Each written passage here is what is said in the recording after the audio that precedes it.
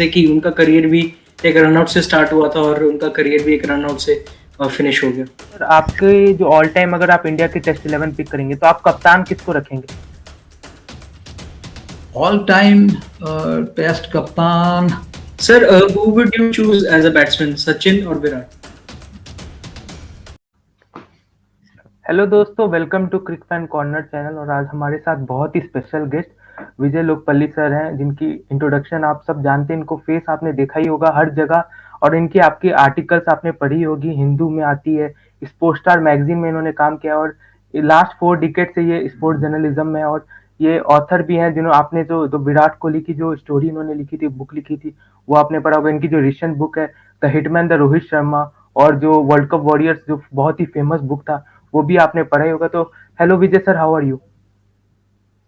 बहुत बढ़िया। ये तो जबरदस्त आपने इंट्रोडक्शन ऐसे दे दिया कि बहुत फ्लैटरिंग, और ये मेरे लिए बहुत ऑनर की बात है। मैं समझता हूँ कि आप जैसे यंग लोग मेरे जैसे पुराने जर्नलिस्ट से बात करना चाहते हैं, हमारी कहानियां पढ़ते हैं, पढ़ना चाहते हैं, और मुझे बहुत खुशी है आप दोनों के साथ आज यहाँ बात करते हुए। बिल्कुल सर। और सर आपसे जानना चाहूंगा कि आपने एक ऐसे टाइम पे जर्नलिज्म शुरू किया जिस टाइम क्रिकेट उतना फेमस नहीं था, 1986, और उस टाइम सर आपकी क्या इंस्पिरेशन थी कि ये जर्नलिज्म में जाना और फिर एकदम टॉप हाइट पे पहुंच जाना, फिर उसके बाद आप ऑथर बन गए। तो ये जर्नी आपको किसने इंस्पायर किया, किसने मोटिवेट किया? हाँ, दयाल और मन से मैं दोनों को ये बताना चाहूंगा कि ये एकदम सही कहा आपने। क्रिकेट मशहूर था, पर उस टाइम पे भारतीय फुटबॉल बहुत मजबूत था।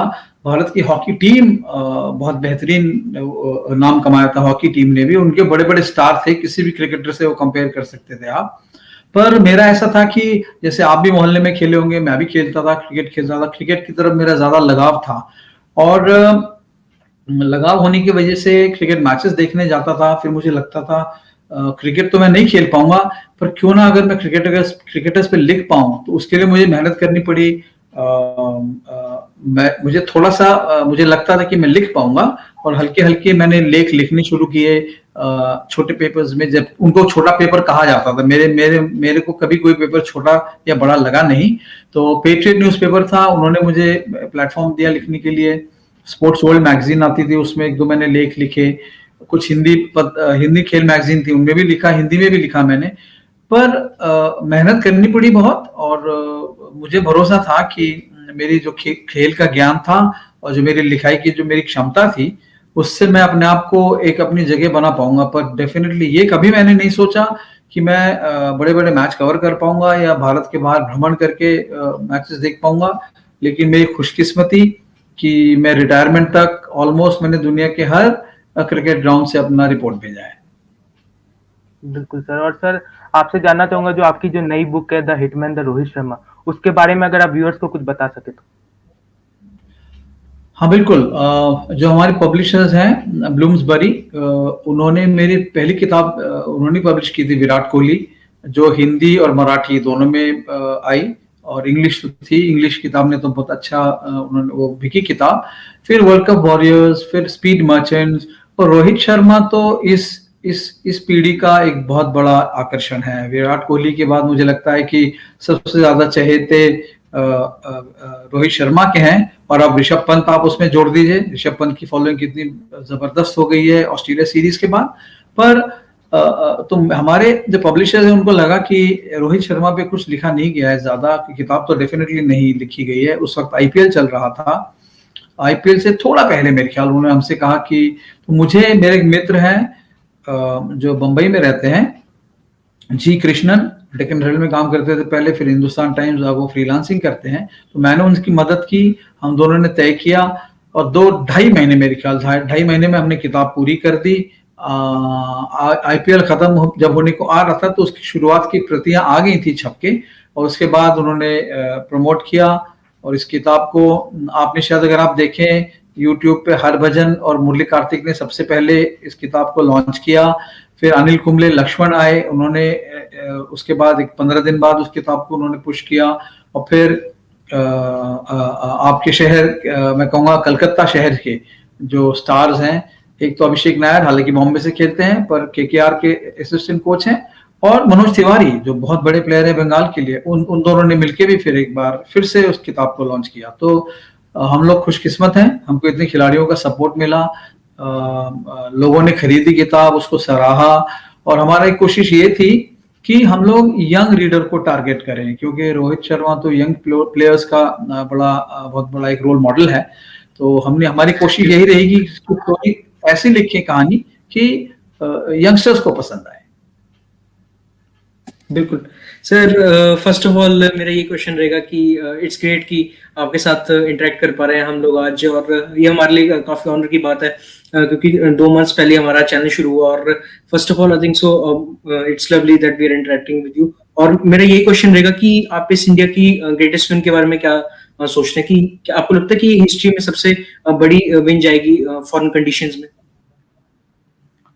फॉरेन कंडीशंस में जाएगी, क्योंकि अगर आप देखें भारत के बेस्ट 11 तो बाहर हो चुके थे, इतने छोटे थे, और इस टीम का मनोबल लगा, अगर आपको याद हो 36 ऑल आउट के बाद इतना नीचे हो गया था, क्योंकि हर कोई उनकी मजाक उड़ा रहा था कि 36 पे एक टीम ऑल आउट हो गई।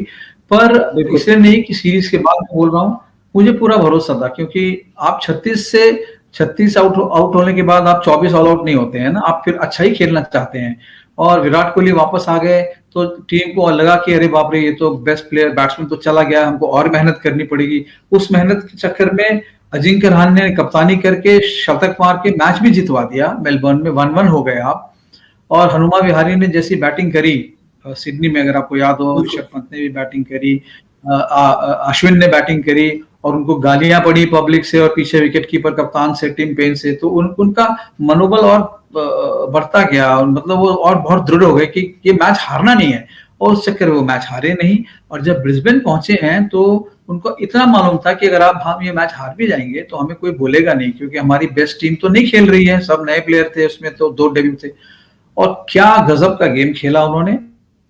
भारतीय, अगर मैं कहूंगा भारत के बाहर 1971 में आप बहुत बेहतरीन टेस्ट मैचेस जीते थे, वेस्ट इंडीज और इंग्लैंड में। फिर आप इंग्लैंड में 86 में आप टेस्ट सीरीज जीते थे अपनी पहली, 1981 में मेलबर्न में भी आप जीते हैं, 2008 में आप कुंबले की कप्तानी में पर्थ में मैच जीते हैं।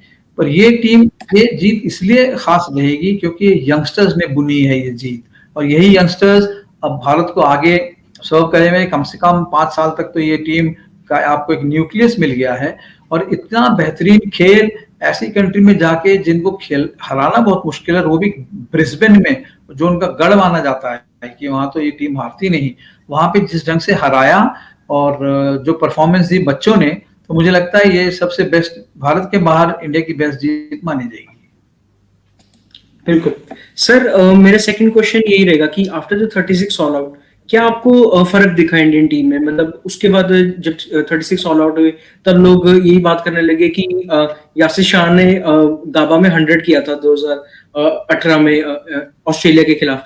तो आपको क्या लगता है कि जब इंडिया टीम ट्रोल होने लगी तो क्या आपको चेंज दिखा, मतलब इस इंडियन टीम में after the first test match, कि हमने इतना अच्छा कमबैक किया कि आप 36 पे ऑल आउट होते हैं, उसके बाद मेलबर्न में आप 8 विकेट से मैच जीतते हैं, और उसके बाद सीरीज में ऐसा होता है कि जब भी इंडियन टीम के चिप्स डाउन होते हैं तब एक बहुत ग्रेट कमबैक हो जाता है और कोई ना कोई नया प्लेयर चिप इन करता है। तो आपको क्या रीजन लगा कि इंडियन टीम ने इतना अच्छा कमबैक किया? अगर आप फिर से जाएंगे, अगर आप एडिलेड टेस्ट मैच में जाइएगा, एक ही सेशन खराब खेला इंडिया ने, उसी में हार गया। हालांकि बाकी के सेशंस अगर आपको याद हो, भारत ने ही डोमिनेट किया। वो उस वक्त भी हम, अगर आपको याद हो, इंडिया का पोजीशन इतना खराब नहीं था जब इनिंग शुरू हुई थी, आप आगे थे, राइट? आपके पास अगर आप 250 रन बना देते उस पिच पे तो आपने जीतना ही था वो मैच, और भारत को ही जीतना था वो मैच। वो 36 ऑल आउट तो शताब्दी में एक बार होता है मन से, ये तो हर रोज तो नहीं होगा। और उस दिन खराब था दिन। आपने कई एक्सपर्ट्स ने बोला भी है बार बार कि जो भी बॉल पड़ी लेंथ पे पड़ी, जो भी एज निकला हाथ में गया, कैच ही नहीं छूटा। नॉर्मली कैच छूटते हैं या बॉल शॉर्ट गिरती है ऊपर से निकल जाती है, यहाँ तो जो एज निकल रहा था हाथ में जा रहा था। तो वो दिन खराब था इंडिया के लिए। ऑस्ट्रेलिया के लिए बहुत अच्छा दिन था। उन्होंने ना कोई कैच छोड़ा और ना उनके बॉलर्स ने वो लेंथ छोड़ी। उनको ऐसी लेंथ मिल गई थी, अगर आप देखें तीनों बॉलर अनप्लेएबल थे और अनप्लेएबल बॉलों पे आउट हो रहे थे भारतीय खिलाड़ी। तो मैं नहीं समझता हूं कि उसमें हम कहेंगे कि बिल्कुल हमारी क्रिकेट नीचे बैठ गई, एक धक्का जरूर लगा, लेकिन कमाल की आप कहेंगे इनका जो रेजिलियंस, मैं कहूंगा जो डिटर्मिनेशन है, आप देखिए किस वापस आई है टीम। और इसमें कोई दो राय नहीं थी, मुझे कभी भी शक नहीं था कि हम भारत नहीं जीत पाएगा, क्योंकि ये ऑस्ट्रेलिया टीम अगर आप प्रेशर बनाते हैं तो बैठ जाती है। सर एक डिबेट शुरू हो गया, मतलब रहाणे की जब हमने कैप्टनसी देखी तो आई थिंक सो एक मैंने चीज नोटिस की कि जब भी टीम जाती थी तो हम देखते थे कि वो अकेले रहाणे कैप्टन नहीं होते थे, सारी टीम आई थिंक सो काफी इन्वॉल्व होती थी। जैसे आप पुजारा का रोल देखें, उसमें रविचंद्रन अश्विन का रोल देखें, के राहुल जब सेकंड टेस्ट मैच में एज अ सब्स्टिट्यूट फील्डर आए वहां पर, वो भी अपने इनपुट्स दे रहे थे। तो सर आपको क्या फर्क लगता है विराट कोहली और रहाणे की कैप्टनसी में, और क्या आपको लगता है कि ये एक डिबेट वाजिब है कि हम अब बात कर रहे हैं कि Rahane should be the test captain after this? नहीं, ये कोई डिबेट वाजिब नहीं है, क्योंकि मैंने भी एक ट्वीट किया था कि भाई आप रहाणे को दे दीजिए कप्तानी। उसका मेरा मुद्दा ये नहीं था कि आप भगा दें विराट कोहली को, कि ये टीम तो विराट कोहली की है, उसको तो मैंने 14 साल की उम्र से देखा है, तो मेरा खास एक रिश्ता है, मुझे बहुत अच्छा लगता है विराट कोहली। तो मेरा कहने का मतलब ये था कि अगर उसको आप व्हाइट बॉल की कप्तानी दे दीजिए, ताकि वो उसका थोड़ा प्रेशर कम हो जाए, क्योंकि ना वो इतना इन्वॉल्व होता है और इतना डेमोन्स्ट्रेटिव है कि वो अपना सारा प्रेशर अपने पे ले लेता है। उसको लगता है कि हमें कोई मैच नहीं जीतना, हारना है, तो उसमें आप कोई दोष नहीं दे सकते विराट को। वो उसका नेचर है, उसका स्टाइल है कि वो सेलिब्रेट करता है हर विकेट को, हर रन को सेलिब्रेट करता है, हर अचीवमेंट को सेलिब्रेट करता है। और ये टीम तो उसी ने बनाई है। जब MS धोनी हटे हैं, जिस हालात में MS धोनी ने कप्तानी दी थी विराट कोहली को, आपको याद होगा, और किस ढंग से उन्होंने अपना जो है ये रोल निभाया है, तो इसमें ये कोई मुद्दे की कोई बहस की बात नहीं है। अजिंक्य रहाणे शांत आदमी हैं, शोर नहीं मचाते हैं, और भारत जीत भी गई, उन्होंने 100 भी बना दिया, तो सडनली शायद हम सबको लगा कि वाह, बिल्कुल जो है जिस चीज की कमी थी भारतीय क्रिकेट में वो आ गई है। लेकिन ये कहना बहुत गलत होगा। विराट कोहली की जगह अपनी है, वो कोई जगह ले नहीं सकता है, और वो बहुत स्ट्रॉन्ग कमबैक करेंगे इस सीरीज में, और जिसे कहते हैं राइटफुली जो उनकी जगह थी, वो थी कप्तान की जगह, वो उनको वापस मिल गई। बिल्कुल सर। सर एक सवाल मेरा है कि रिगार्डिंग, आप ऋषभ पंत के बहुत बड़े फैन हैं, मैंने आपके आर्टिकल्स पढ़े हैं, तो मैं जानना चाहूंगा कि आप ऋषभ पंत और रिद्धिमान शाह का जो ये कंपटीशन है उसको किस तरीके से देते हैं? क्या इंडिया में इस तरीके की कंपटीशन पहले भी हुई थी इन पास्ट? हुई है पहले भी। अगर आपको याद हो, जब किरमानी हटे थे तो उनकी जगह जो किरण मोरे आए थे, तो वो भी एक कंपटीशन ही था। फिर किरण मोरे हटे, नयन मोंगी आए, वो भी कंपटीशन था।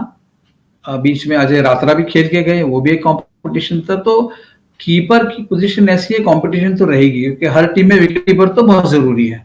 जितनी आपकी टीमें खेलती हैं उतने विकेट कीपर खेल रहे हैं। लेग स्पिनर शायद 2 ही मिलेंगे, लेफ्ट आर्म स्पिनर हो सकता है 4 ही अच्छे मिले, मीडियम पेसर शायद 8 ही हो, लेकिन विकेट कीपर की कंपटीशन हमेशा रहेगी। और वहां पे एक्सपेक्ट ये करते हैं आप कि विकेट कीपर रन भी बनाए। तो रिद्धिमान शाह जब आए थे, मेरी नजर में आज भी टेक्निकली वो भारत के बेस्ट विकेट कीपर हैं, इसमें कोई दो राय नहीं। ऋषभ पंत अपनी जगह इसलिए बना पाए हैं कि उनकी जो बैटिंग की शैली है वो सबसे अलग है। उनकी तरह एग्रेसिव बैटिंग, फियरलेस बैटिंग जिसे कहते हैं ना, बिल्कुल निर्भय होकर बैटिंग कोई नहीं करता। ऋषभ पंत को इस चीज के डर नहीं है कि मैं आउट हो जाऊंगा, पहली बॉल पे मारना है तो मारना है, और कठिन सिचुएशन में भी वो अपने शॉट मारते हैं। तो उनका टेम्परामेंट बहुत ऊपर का है ऋषभ पंत का, और वही रिद्धिमान शाह का भी है। वो भी तो अच्छे खिलाड़ी हैं, बैटिंग करते हैं अच्छी, लेकिन पंत की तुलना में शायद वो कम पड़ते हैं। उनका बड़ा स्टाइलिश लगता है लोगों को पंत, पर रिद्धिमान शाह एक बहुत ही जिसे मैं कहूंगा बहुत कॉम्पिटेंट जिसे कहते हैं, बहुत समझदार, सुलझा हुआ विकेट कीपर है। टेक्निकली बहुत बढ़िया है। किरण मोरे का मानना भी है कि टेक्निकली शाह ही बेस्ट है, लेकिन टीम की अगर आप देखें जरूरत, उसमें ऋषभ पंत क्या करते हैं, विकेट कीपर बन जाते हैं और एक बैट्समैन टीम को बहुत बढ़िया मिल जाता है। तो उसमें आपको एक ऑप्शन ये होता है कि आप एक अच्छा बैट्समैन, एक बॉलर एक्स्ट्रा डालना चाहते हैं तो आप डाल सकते हैं, क्योंकि पंत अगर 6 पे आएंगे, बैटिंग भी करेंगे, 7 पे अश्विन आएंगे, तो आपके पास 4 जगह खाली हैं जहां आप एक 2 मीडियम पेसर या 2 सीमर या 3 मीडियम पेसर, एक और स्पिनर ले सकते हैं। आपको थोड़ी फ्लेक्सिबिलिटी का ऑप्शन मिल जाता है। बिल्कुल सर मेरा यही क्वेश्चन रहेगा कि आप इस पूरी जीत में आप रवि शास्त्री का रोल कैसे देखते हैं कि जैसे उन पे काफी क्रिटिसिज्म हुआ कि as a coach what he is doing, क्योंकि जरूर बात होती है कि विराट कोहली के रिलेशनशिप पे कोच के साथ रवि शास्त्री के साथ काफी अच्छे हैं, तो उनको एज अ कोच काफी प्रेफरेंस दी जाती है और काफी उनको बैक करा जाता है। तो आप इस पूरी जीत में रवि शास्त्री का रोल कैसे देखते हैं? रवि शास्त्री का सबसे इंपॉर्टेंट, अगर मैं कहूँगा, आप कोच से ज्यादा मेंटर, जो उनका रोल है वो आप देखिए। जब से उन्होंने खेलना शुरू किया 18 साल की 16 साल, क्योंकि वो तो जूनियर क्रिकेट भी खेले हैं, तब से वो क्रिकेट से दूर ही नहीं हुए हैं। या तो खेलना बंद किया तो कमेंटेटर बन गए, कमेंटेटर नहीं बने तो कोच बन गए। तो उनका कोई ना कोई रोल रहा है, क्रिकेट से जुड़े रहे हैं। तो उन्होंने हर स्टेज पे क्रिकेट को बहुत नजदीक से देखा है, और मैं समझता हूं उनकी समझ भी अच्छी है क्रिकेट के बारे में, इसमें कोई दो राय नहीं। इतना एक्सपीरियंस्ड आदमी है और उनकी इन्वॉल्वमेंट क्रिकेट में अच्छी है। तो मेंटोर का रोल वो ज्यादा करते हैं, क्योंकि उस लेवल पे कोचिंग तो कोई आपको ज्यादा नहीं करनी पड़ती है, छोटी छोटी चीजें बताएंगे आप, और वो भरोसा, वो मोटिवेट करते हैं, भरोसा बहुत देते हैं। उनके अपने तरीके हैं मोटिवेट करने के, और टीम के लिए भी अच्छा हुआ, रवि शास्त्री के लिए खुद अच्छा हुआ कि उनको ये जीत हासिल हुई। बड़ी इंपॉर्टेंट जीत थी, इससे इंडियन क्रिकेट बहुत आगे बढ़ेगा। और रवि शास्त्री का रोल आपको हमेशा मानना पड़ेगा कि उन्होंने कंट्रीब्यूट किया है एक तरीके से, क्योंकि जब वो आए थे कुंबले को हटाया गया था, वो भी बहुत गलत था, कुंबले का हटाना बनता नहीं था। लेकिन जब रवि शास्त्री आए, उन्होंने ये रोल एज्यूम किया और परफॉर्म भी किया। और ये बड़ा कठिन दौर था, उनको भी पता है, क्योंकि कोविड, क्वारंटीन, ये बहुत आसान, बाहर से बहुत आसान लगता है क्वारंटीन। मेरी उनसे बात भी हुई थी कि बहुत मुश्किल होता है, आप कमरे में बंद हैं, किसी से बात नहीं कर पा रहे हैं, प्रैक्टिस नहीं हो पा रही है। वहां से उन्होंने वो टीम को निकाल के लाए, 36 ऑल आउट, सब तरफ से गालियां पड़ रही हैं, फिर मेलबर्न टेस्ट जीते आप, अल्टीमेटली लास्ट में जाके टेस्ट मैच जीते आप। तो मैं समझता हूँ ये एक बहुत इंपॉर्टेंट दौर है इंडियन क्रिकेट का, और रवि शास्त्री अगर उसमें शामिल हैं तो वो डिजर्व करते हैं। बिल्कुल। सर मेरा ये क्वेश्चन रहेगा कि अगर मैं बात करूं ओवरऑल सिनेरियो की आईसीसी वर्ल्ड टूर्नामेंट्स की, मतलब लास्ट टूर्नामेंट हम लोग 2013 में जीते थे आईसीसी चैंपियंस ट्रॉफी। उसके बाद 7 साल हो गए सर, मतलब कोई भी हम आईसीसी इवेंट नहीं जीत पाए। तो अब इस चीज में आई थिंक सो क्या मिस्टेक्स देख रहे हैं कि हम क्या गलतियां कर रहे हैं लगातार कि हम लोग 7 साल से कोई भी आईसीसी इवेंट नहीं जीत पाए?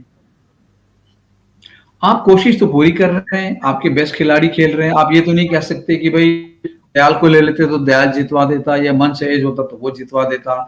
जो बेस्ट अवेलेबल हैं वो पिक किए जाते हैं, क्योंकि जब अगली बार टीम चुनी जाएगी कोई ऐसे इवेंट के लिए, तो आप खुद दोनों बैठना और बताना कि कौन सा प्लेयर बाहर छोड़ा है सेलेक्टर ने, जो बेस्ट अवेलेबल है वो लिए गए। इन उस वक्त कि जो दूसरी टीम है वो भी तो तैयारी से है, वो भी तो जीतने के लिए आई है ना। सारे टूर्नामेंट तो आप नहीं जीत सकते हैं, और वो लोग, कई बार ऐसा होता है कि आपका बेस्ट उस दिन काम नहीं आता है, वो आप उसी दिन खराब खेल जाते हैं नॉकआउट में। कई बार हुआ है भारत के साथ। तो ये साल बहुत अच्छा है, ये टीम बहुत अच्छी है, बड़ी बैलेंस्ड है। तो आप उम्मीद रख सकते हैं कि एक आईसीसी ट्रॉफी जो विराट कोहली के जो है घर पे नहीं लगी हुई है, वो शायद इस साल आ जाए। बिल्कुल सर। सर एक सवाल है मेरा कि आप जो एमएस धोनी को नंबर 7 पे भेजा गया था वर्ल्ड कप में, और विजय शंकर को जो पिक किया गया था, आप कैसे देखते हैं उसे? मतलब आप इतना क्लोजली काम कर चुके हैं इंडियन टीम के, तो आप किस तरीके से देखते हैं उस चीज को? दयाल, अगर आप मेरे से पूछोगे जब टीम चुनी गई थी तो मुझे तो अच्छा लगा था विजय शंकर, क्योंकि बड़ा फ्लेक्सिबल प्लेयर है और मैंने उसको खेलते हुए देखा है डोमेस्टिक क्रिकेट में। उसके पास सारे शॉट्स भी अच्छे थे, लेकिन वो तैयार नहीं था वर्ल्ड कप के लिए, शायद वो तैयार नहीं था और वो भारी पड़ गया। और धोनी अगर वो रन आउट नहीं होता तो हम आज ये सवाल नहीं कर रहे होते, क्योंकि वो मैच निकाल के ले जाते हैं एमएस धोनी, और में पहुंचते तो किसको पता क्या क्या होना है। भारत की टीम तो क्या जबरदस्त क्रिकेट खेली पूरे टूर्नामेंट में, अगर आप देखें। और एमएस धोनी चाहे 7 पे खेले चाहे 8 पे खेले, अगर वो चाहे जरूरत पड़ती है नंबर 9 पे भी आते तो वो धमाका मचाते, क्योंकि वो उनकी तरह बैट्समैन आपको कोई मिलेगा नहीं। आप जिंदगी भर आप दिखेगा धोनी जैसा प्लेयर आपको नहीं मिलेगा। वो जरूरत पड़ती तो आपके लिए वो ओपन करने चले जाते हैं, जरूरत पड़ती तो 7 पे चले गए, और कई बार कप्तान होते हुए उन्होंने अपने आप को रोका, किसी और को प्लेयर को भेज दिया, क्योंकि उनको भरोसा है, फिनिशर है एमएस धोनी। उनमें ये क्षमता है कि अगर मान लीजिए पांचवी बॉल पे चौका लगना ही है तो वो लगा देंगे, और आखिरी बॉल पे चौका लगना है तो भी लगा देंगे वो। तो उनका टेम्परामेंट, जैसे कहते हैं ना, मेंटली बहुत स्ट्रांग आदमी है, वो मानता ही नहीं कि मैं हार जाऊंगा। और पर वो दिन खराब था, वो थ्रो अगर 10 में से 10 बार वो फेंकी जाएगी तो शायद 5 बार चूक जाएगा, वो नहीं लगेगी स्टंप में आके। पर किस्मत खराब थी, थोड़ा स्लो हो गए होंगे MS धोनी, आप ये कह सकते हैं। लेकिन उनका आउट होना बहुत उससे बहुत बड़ा नुकसान हुआ भारत को। मैच हार गए आप, और सबने ब्लेम करना शुरू कर दिया। और बड़े अफसोस की बात है कि MS धोनी जिस ढंग से इंटरनेशनल क्रिकेट से बाहर गए, वो मतलब मैं कहूंगा कि वो अच्छा, एक इमेज अच्छी नहीं थी। आपको याद होगा, बड़े बड़े प्लेयर आखिरी इनिंग्स जब खेलते हैं तो हमेशा जीतते नहीं हैं। तो वो शायद धोनी की किस्मत में ये लिखा था कि बहुत मैच जीते, वर्ल्ड कप जिताया, लेकिन आखिरी मैच जो खेलोगे अपनी जिंदगी का वो हारोगे। तो पर मैं समझता हूँ भारतीय इतिहास में धोनी जैसा प्लेयर ना आया ना आएगा। बिल्कुल सही बात की सर, जैसे कि उनका करियर भी एक रनआउट से स्टार्ट हुआ था और उनका करियर भी एक रनआउट से फिनिश हो गया। जी बिल्कुल करेक्ट, सही कहा। बिल्कुल सर, और थोड़ा सा आपका ज्यादा समय नहीं लूंगा, रैपिड फायर करते हैं सर। बहुत व्यूअर्स का रिक्वेस्ट था, और मैं आपसे जानना चाहूंगा कि सर आपके जो ऑल टाइम, अगर आप इंडिया की टेस्ट 11 पिक करेंगे तो आप कप्तान किसको रखेंगे?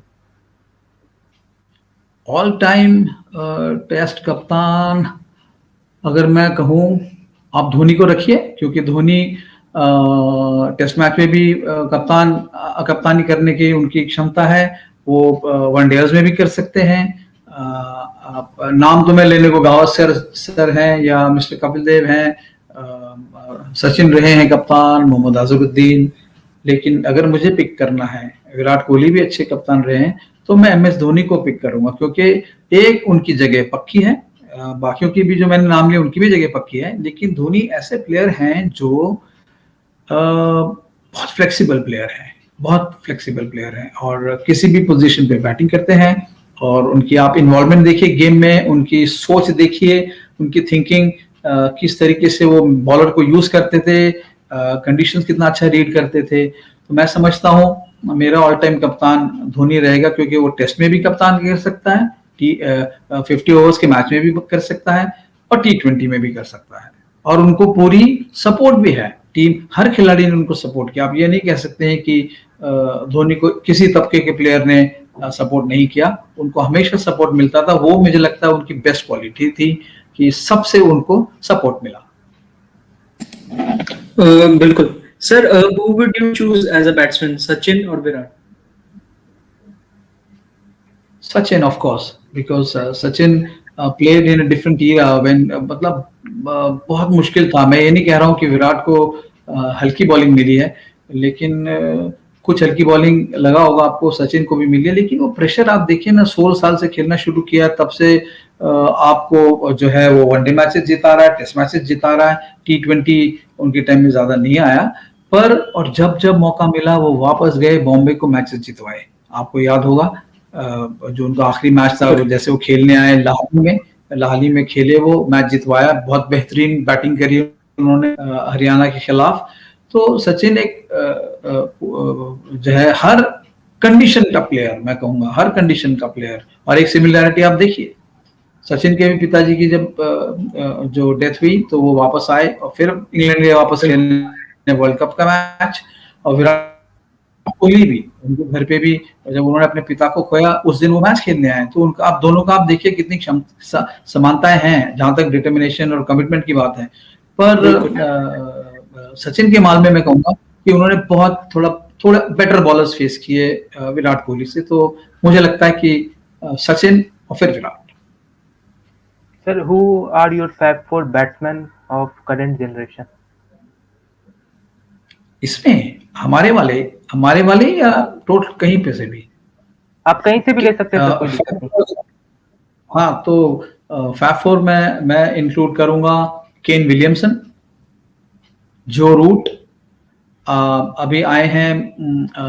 विराट कोहली तो आपको रखना ही पड़ेगा, मतलब आप चाहे उसके दुश्मन हो तब भी आप पिक करेंगे।